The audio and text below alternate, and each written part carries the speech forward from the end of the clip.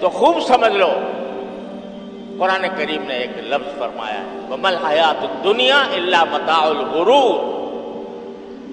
دنیا کا جتنا ساز و سامان ہے، چاہے وہ جائیداد منقولہ ہو غیر منقولہ ہو، یہ سب دھوکے کا سامان۔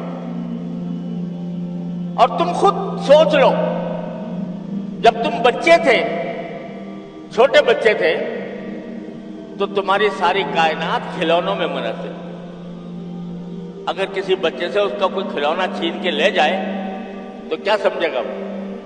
وہ سمجھے گا میری دنیا لٹ گئی، میری کائنات لٹ گئی، کیونکہ وہ اس کھلونے کو اپنی زندگی کا لازمی حصہ سمجھتا ہے۔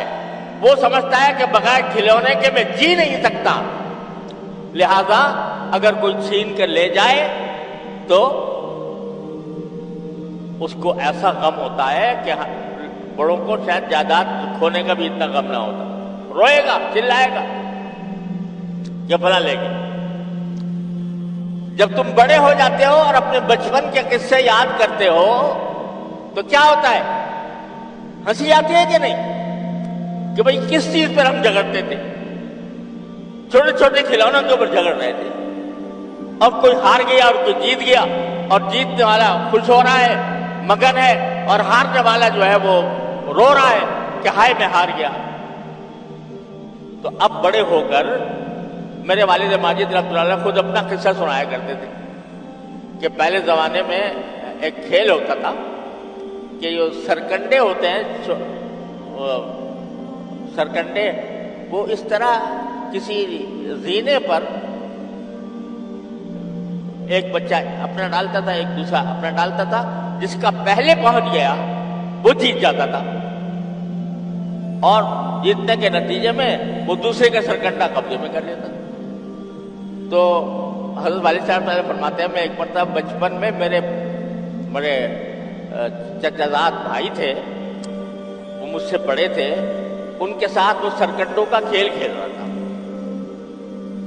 تو فرمایا کرتے تھے کہ میں کھیل میں تو ہمیشہ پچھڑتی رہا، تو اس واسطے جب میں نے وہ کھیل شروع کیا تو میرے جو بھائی تھے وہ میرے سارے سرکنڈے جیت لیے، میں ہارتا چلا گیا اور وہ میرے سرکنڈے قبضے میں کر۔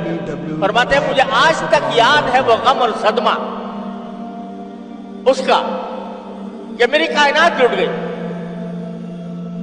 یہ ہر شخص کے ساتھ پیش آتا ہے، کوئی دنیا میں ایسا نہیں ہے جس کے ساتھ یہ واقعہ پیش نہ آتا ہو۔ لیکن بڑے ہونے کے بعد جب اس واقعے کو یاد کرتے ہو تو ہنسی آتی ہے کہ نہیں کہ ہم کیسے بیوقوف تھے، کس چیز کو اپنی مال و متاع قرار دے رہے تھے، کس چیز کو اپنی کائنات سمجھے ہوئے تھے، کتنے بیوقوف تھے۔ اب آج بیوقوفی پہ ہنستے ہو۔ جب بندہ ذرا بڑا ہوتا ہے،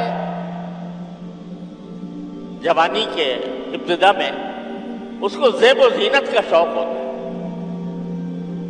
کہ بھئی میرے کپڑے شاندار ہوں، اعلیٰ درجے کے ہوں، فیشن کے مطابق ہوں، اس طریقے سے ٹوٹی ہوئی نہ ہو، میں ایسا چشمہ پہنوں، میں ایسی ٹوپی پہنوں، میں ایسے دیکھنے میں اچھا نظر آؤں۔ جب میری عمر کو پہنچ گئے تو وہ ساری زیب و زینت کا جو شوق تھا وہ فنا ہو گیا، اور اب بچوں کو جب اس میں وقت گزارتے ہوئے دیکھتے ہیں کہ وہ اپنے آپ کو زینت کرنے کے لیے اپنا وقت صرف کر رہے ہیں تو ان کے اوپر ہنسی آتی ہے، اور یہ معلوم ہوتا ہے کہ یہ اپنا وقت فضول ضائع کر رہے ہیں۔ قرآن کریم میں کہا انما الحیات الدنیا لعب و لہو و زینت۔ اب اس کے بعد جب آپ بڑے ہو گئے تو اب آپ کی جو ساری دوڑ دھوپ ہے وہ دنیا کی جائیدادوں کی طرف ہے، میری زمینیں اتنی ہو جائے، میرا گھر اتنا ہو جائے، وغیرہ وغیرہ۔ تو وہ جب وہاں پہنچیں گے اللہ تعالی ہم کو عافیت کے ساتھ جنت پہ پہنچا دے، وہاں جا کر جب پہنچیں گے اور دیکھیں گے کہ ہم زمین جائیداد پر لڑا کرتے تھے، زمین جائیداد پر لڑا کرتے تھے، وہ زمین جائیداد وہاں جا کر بالکل ایسی محسوس ہوگی، بلکہ اس سے بھی زیادہ بے حقیقت، جیسے ایک بچہ کھلونے کو عزیز رکھتا ہے۔ تو چونکہ رسول کریم صلی اللہ علیہ وسلم وہ منظر اپنی آنکھوں سے دیکھ رہے ہیں کہ ایک وقت ایسا آنے والا ہے جب یہ بندے وہاں پہنچیں گے تو زمین جائیداد، مال دولت، ساری کی ساری چیزوں کو اتنا ہی بے حقیقت سمجھیں گے جیسے اب آپ تم بچوں کے کھلونوں کو بے حقیقت سمجھتے ہو۔ جو کچھ سنا گیا اللہ اس پر عمل کرنے والا اور آگے لوگوں تک پہنچانے والا بنائے۔ مزید اصلاحی بیانات کے لیے ہمارا یوٹیوب چینل ایمان و یقین کو سبسکرائب کریں۔ جزاک اللہ۔